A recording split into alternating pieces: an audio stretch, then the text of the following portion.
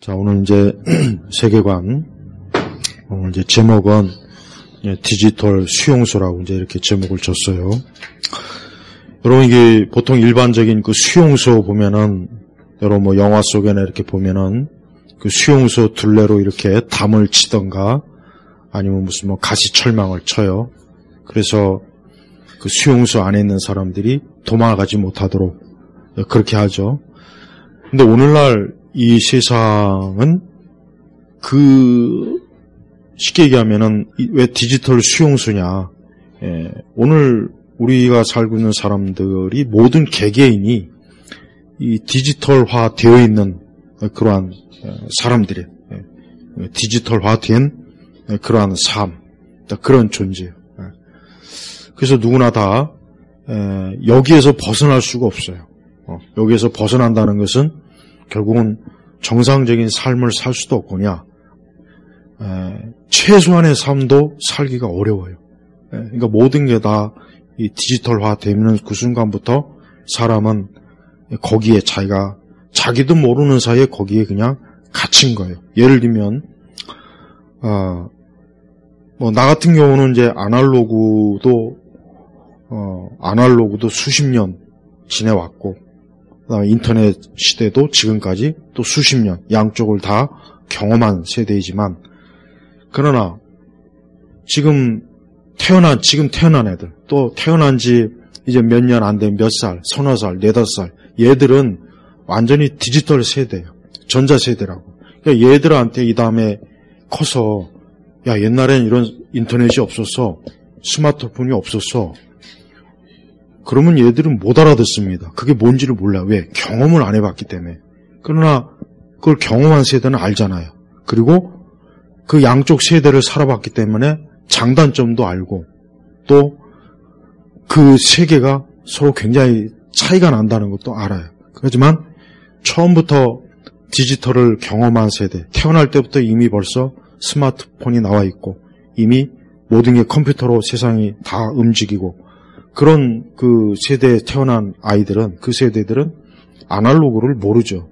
그게 뭔지도 모르고 그걸 설명해도 그냥 우리가 마치 조선시대에 설명하면 뭐 그랬구나. 그 정도밖에 안 되는 거예요. 그 문제는 온 세상이 점점 더 그런 디지털 세대로 계속 세대가 이제 바뀌고 아날로그 세대는 점점 어때요? 이 세대 뒤처져서 이제 역사의 뒤쪽으로 물러가는 것입니다.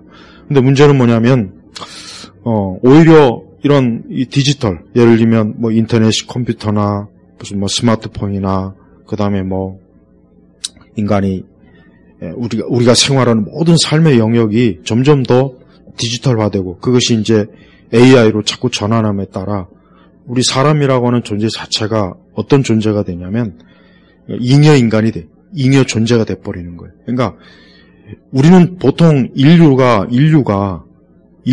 문명을 인간이 주도하고 인간이 건설하고 인간이 개척했어요. 그러나 앞으로는 이제 인간은 이제 두 번째 순위로 밀려나고 이제는 AI가 이제 앞세대가 AI가 결국은 인류의 문명을 개척하고 인류를 새로 방향으로 업그레이드 시키고 문명을 발전시키고 이제 앞으로 이제 그렇게 될 거예요. 물론 궁극적으로 그러한 것들을 설계하는 것은 사람이겠지만 그러나 그러한 설계를 하는 사람들은 많이 필요가 없어요. 그런 설계하는 사람들은 뭐 그렇게 숫자가 많지 않아도 상관없어요. 하지만 거기에 참여하지 못하는 사람들이 이제 문제가 이제 거기가 돼버려요. 그 사람들은 결국 어떻게 될 거냐. 이게 지금 이제 학자들 간에도 논쟁이 많이 돼요. 오히려 사람들이 더 많은 것들을 할 수 있을 것이다. 한쪽은 아니다. 이제 대부분의 사람들은 어떻게 보면 이제 자기가 할 수 있는 일도 다 빼앗기고 영역도 다 침범이 돼서 이제는 어떻게 보면 그냥 진짜 빈둥빈둥거리면서 인생을 살 수밖에 없을 것이다. 이렇게 서로 의견이 갈라요.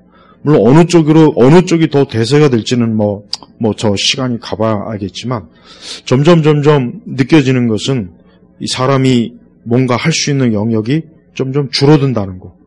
그러니까 전에는 사람들이 자기가 뭘 계획하고 설계하고 이런 것들이 그냥 점차로 어때요? 이젠 기계, 또 AI, 아니면 어떤 디지털 기계로 다 전환이 돼서 그냥 나는 이제 몇 가지만 하면은 그냥 이제 모든 것들이 그냥 넘어가는 이런 시대가 지금 됐어요.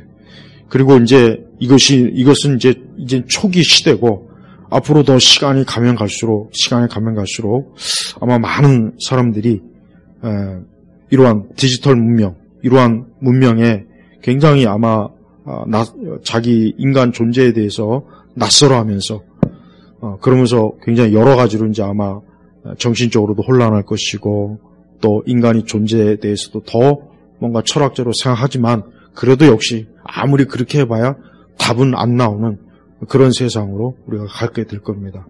또 하나는 이 디지털 수용소라는 게 뭐냐.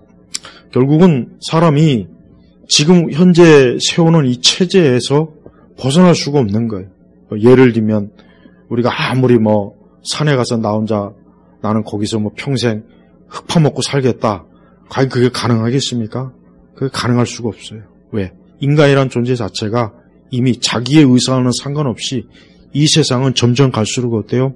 사람 한 사람을 그 디지털 세계 하나의 부속으로 이미 자리매김을 해놨기 때문에 인간은 어쩌면 자기의 주권이나 자기의 의지조차도 제대로 이제 이렇게 내세울 수 없는 그런 시대가 돼요. 여러분 이번에 우리가 이제 코로나 사태 때 우리가 보면 알겠지만은 자, 나는 이게 물론 여러 가지 할 얘기가 좀 많이 있지만 결국은 이와 같은 것들이 이와 같은 코로나 시대가 옴으로 말미암아 이 세상은 더 급속도로 어때요? 디지털화되는 문명, 그런 인간 사회, 그런 방향으로 급속하게 더 빨리 진행이 된 거예요. 그래서 그 결과가 지금 나타나고 있는데 그 결과가 뭐냐? 그 결과는 사람들이 전에는 이 세상을 뭔가 좀 넓게 광범위하게 볼 수 있는 그래도 그나마 그걸 중요시 여겼던 사람들인데 이제는 어때요?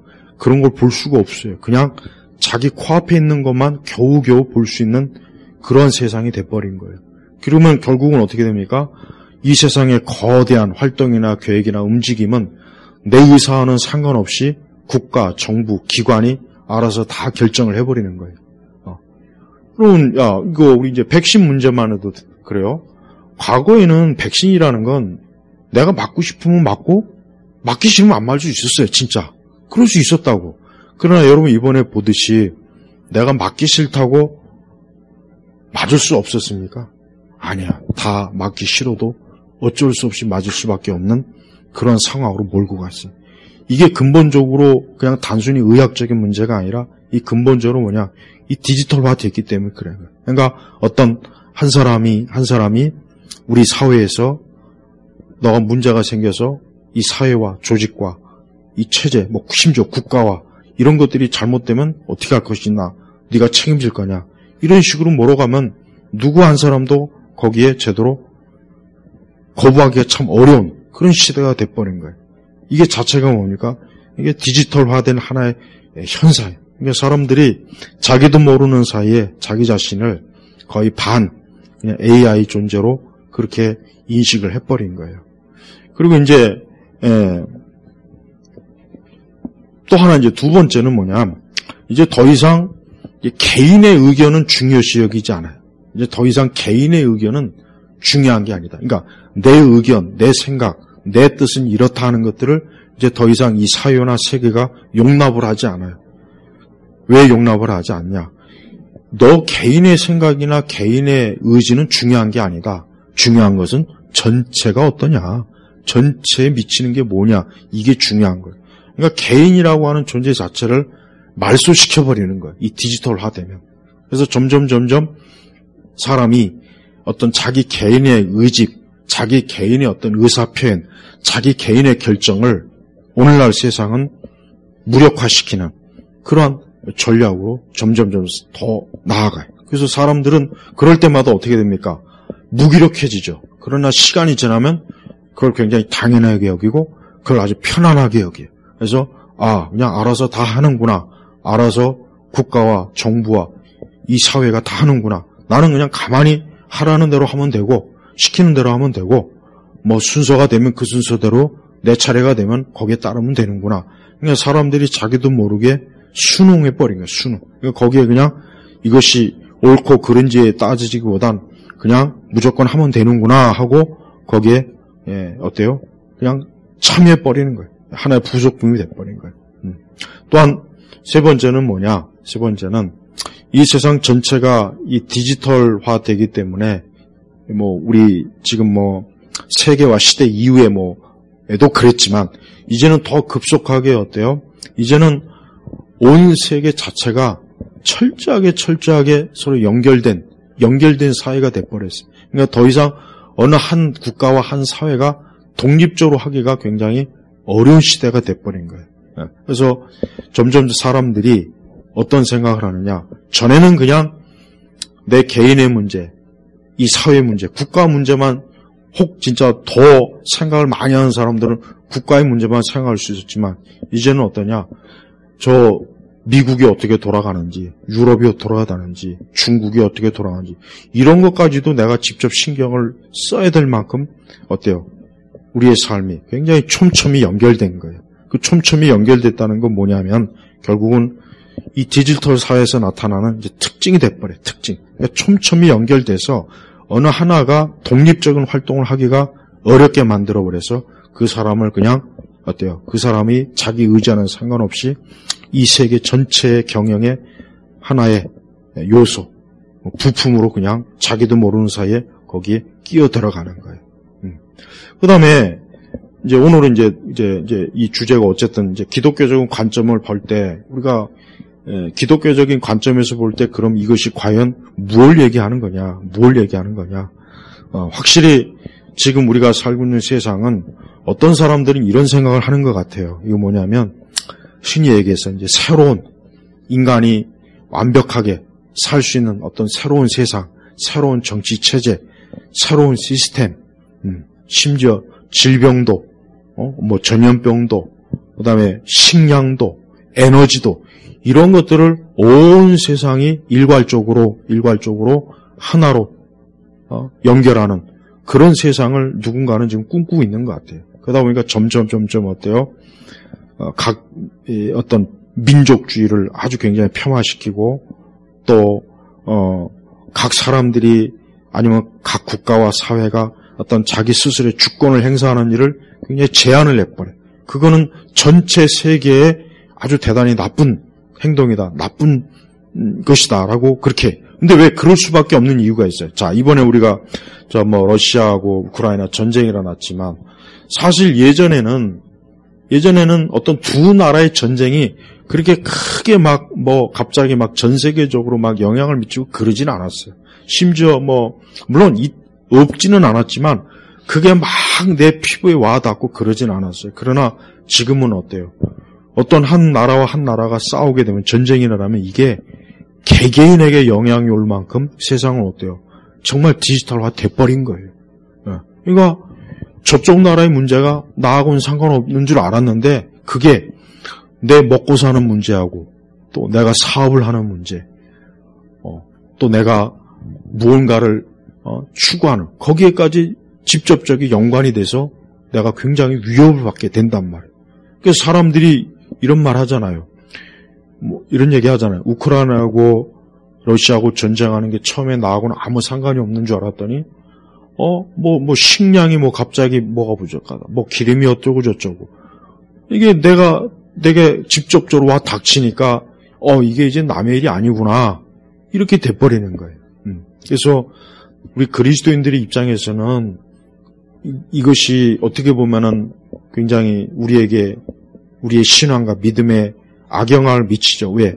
이 교회라고 하는 것도 내가 이번에 우리가 봐서 알겠지만 교회도 더 이상 독립적으로 할 수 있는 영역이 이제 안 돼 버렸어요. 전에는 그래도 교회나 종교는 그래도 예외적인 영역으로 인정을 했는데 이번에 코로나 때는 아니에요. 이번에 코로나 때는 교회건 종교건 모두가 다 질서에 따라야 된다. 시스템에 동의해야 된다. 거기에 질서에 편입돼야 된다. 이렇게 했단 말이에요. 다 그거를 강요했어요. 그렇게 안 하면 안 된다. 그렇게 안 하면 불이익을 준다. 그러니까 교회도 어쩔 수 없이 거기에 따랐잖아요. 그러니까 나는 이게 결국은 이 교회, 종교마저도 어때요? 거대한 이 세상에 있어서 이제 더 이상 어떤 종교만의 고유한 영역을 인정받지 못하고 이제는 종교도 예외 없이 이 세상의 질서, 이 세상의 체제에 편입해야 된다. 이렇게 돼버려요. 난 이게 가장 사실은 충격적이에요. 야, 그래도 그래도 이전에는 종교 영역, 우리의 그 믿음, 신앙 영역은 그래도 좀 어느 정도, 그래도 좀 예외를 인정해 줬는데, 이번에 봐요. 예외는 고사하고 오히려 더 혹독하고 더 심하게, 어때요? 관리하고 그러잖아요. 근데 이게 이제 앞으로 한 번 이랬으니 앞으로 또 안 하겠습니까? 앞으로 더 할 거란 말이에요. 그래서 우리 그리스도인들이 믿음과 신앙이라고 하는 게 그냥 나 한 사람이 믿음과 신앙을 지키고 우리 교회가 믿음과 신앙을 지키는 그 선에서 이제 그냥 그렇게 큰 문제 없던 그런 시대는 이제 지나가고 이게 결국은 내 개인이나 우리의 교회가 어떤 신앙의 문제가 지역 사회, 심지어 이 사회 전체, 심지어는 막 그냥 국가 전체, 여기까지도 괜히 막 얽혀 들어가가지고 옴짝달싹 못하는 그런 시대가 됐다는 거예요. 이렇게 되면은 우리의 신앙은 위축이 되고 자유롭지 못해. 그러니까 신앙의 자유가 계속해서 뺏기고 훼손이 돼버려요. 그래서 여러분, 이 디지털화된 이가 알아야 될 게 뭐냐면 이거는 결국은 사람들이 편하다, 좋다, 정보가 예전보다 더 빨리 흡수할 수 있고 빨리 찾을 수 있다. 또 더 편하게 내가 무언가 계획을 세울 수 있고 살 수 있다. 사람들이 이것만 생각하지만 사실은 뭐냐? 사실은 저 어항 속에 갇힌 물고기가 되는 거나 마찬가지예요. 어항 속의 물고기는 그 어항 안에만 있어야지 바깥으로 나올 수가 없어요. 왜 못 나올까? 못 나오죠. 어항이 있으니까. 그러니까 지금도 마찬가지예요. 지금도 어떤 누군가가 나는 이와 같은 것들을 거부하고 싶다고 해서 그게 할 수 있느냐? 할 수가 없어요. 불가능하게 돼 있어요. 그리고 가장 또 중요한 문제는 이 디지털은 통제하기가 너무 쉬워요. 너무 편하고 또 통제 당하는 입장에서는 이게 굉장히 통제에서 벗어나기가 힘들어요. 힘든 거. 도망치기가 어렵다는 거예요. 도망치기가 어렵고 내 독립적인 삶을 산다는 게 불가능하게 돼버렸어요. 어디에 가나 내 흔적이 있어. 내 흔적, 내 발자취, 내 행적이 다 고스란히 드러나고 그걸 통해서 나의 취향, 나의 결정, 내 쇼핑, 나의 관심사 이런 것들이 영락없이 다 드러나기 때문에 이게 결국은 굉장히 어떻게 보면은 마치 우리가 이 동물원 안에서 빨가벗고 그냥 가만히 앉아있는 거나 다를 바가 없는 거예요. 그러면은 여기서 한 가지 문제가 있어요. 디지털 수용소를 만드는 사람들은 그 안에 있겠습니까? 어디에 있겠습니까? 바깥에 있어요.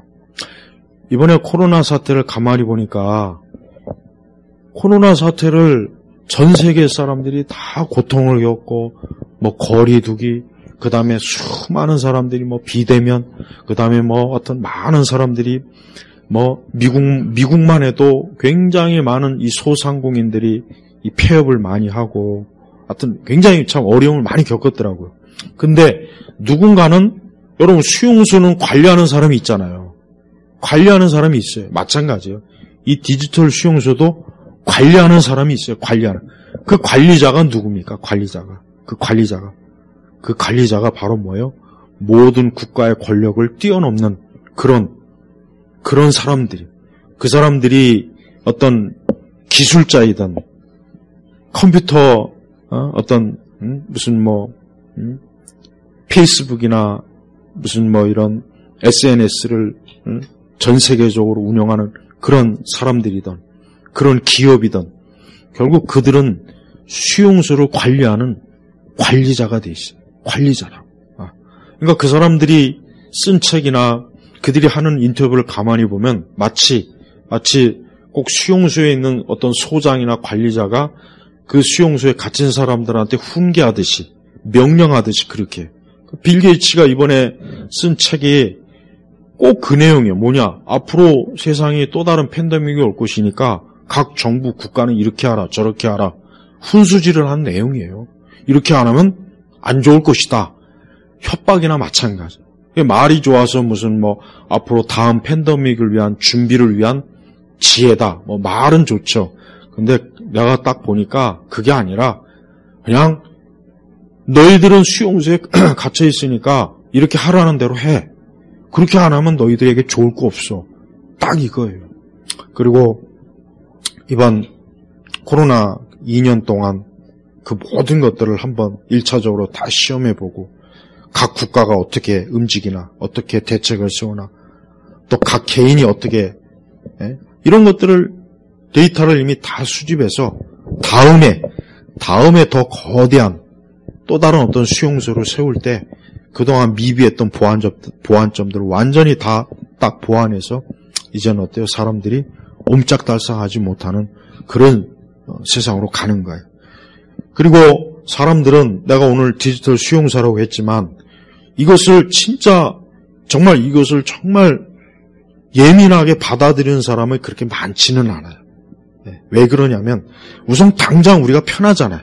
우리가 당장 정보를 얻고 내가 정보를 누리고 정보를 활용하고 일단 그게 편한데 무슨 디지털 수용소니 이런 말 해봐야 그 사람들한테는 그냥 쓸데없는 헛소리 하는 것밖에는 안 들릴 거예요. 하지만 우리와 상관없이 지금 우리가 살고 있는 이 세상은 결국 인류 대다수는 자기의 의사와 자기의 계획과 자기의 뜻과는 상관없이 또 다른 세계를 가는 길목에 있고 그리고 그 가는 길목에서 점점 가면 갈수록 아마 많은 사람들은 자기도 알지 못하는 사이에 개인의 자유도 잃어버리고 있을 것이고 개인이 생각하는 것, 계획하는 것조차도 무언가에 의해서 조작이 되거나 무언가에 의해서 통제받거나 무언가에 의해서 이렇게 저렇게 지시받는 그런 일들이 아무로 이제 다반사일 거라는 걸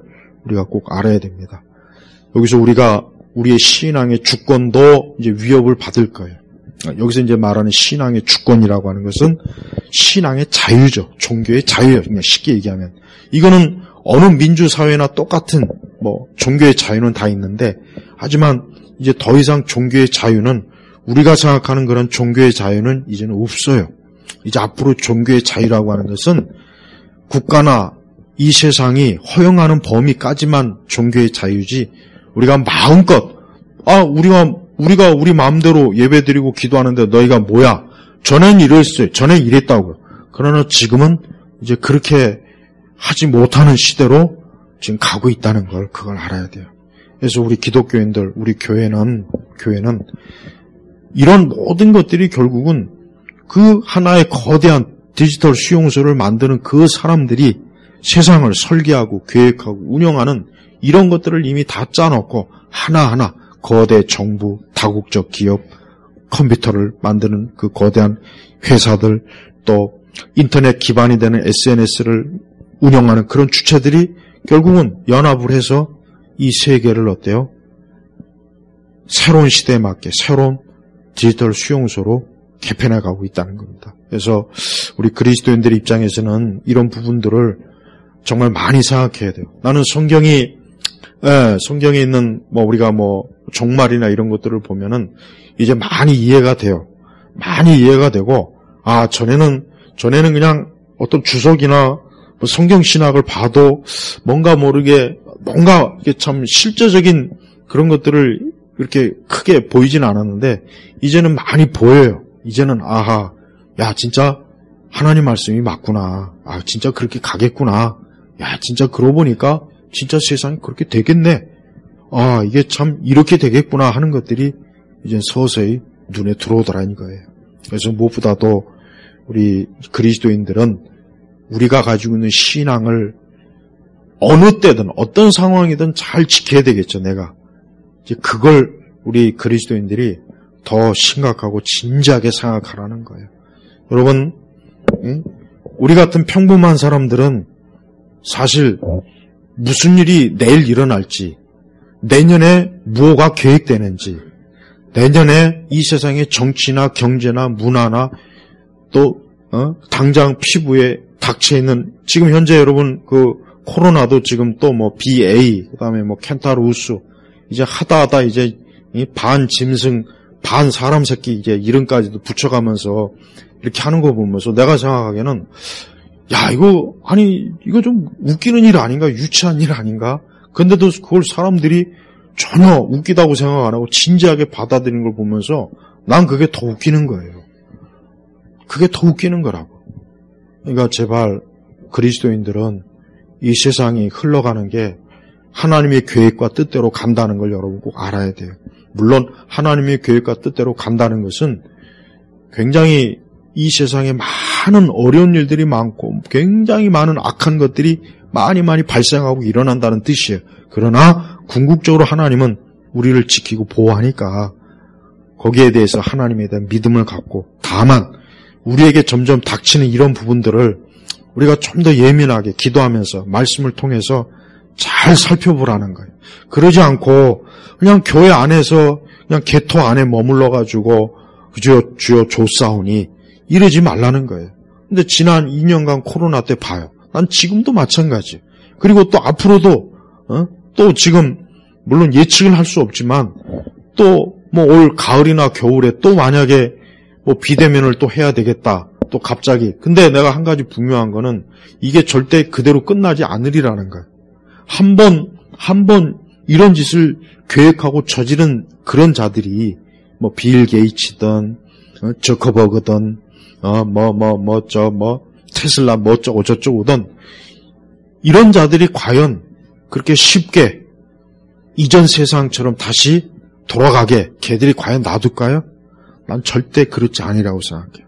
오히려 더 거세게 이 세상을 어떤 하나의 목적으로 계속 몰고 가서 더 가까운 시간에 더 빠른 시대 속에서 세상은 우리가 지금 누리는 이런 자유나 이런 것들을 급속하게 그냥 확 무너뜨리는 그런 때가 전 오리라고 생각합니다. 아무쪼록 그때가 오기 전까지 우리가 우리 자신의 영혼 또 기도와 말씀, 예배, 우리의 신앙을 이 중요성을 좀 잘 인식하고 하나님 앞에서 이런 부분에 우리 예수님 말씀처럼 깨어있는 그런 성도가 되는 게 이게 우리에게 지금 현재 당면한 중요한 일이라 저는 여겨집니다.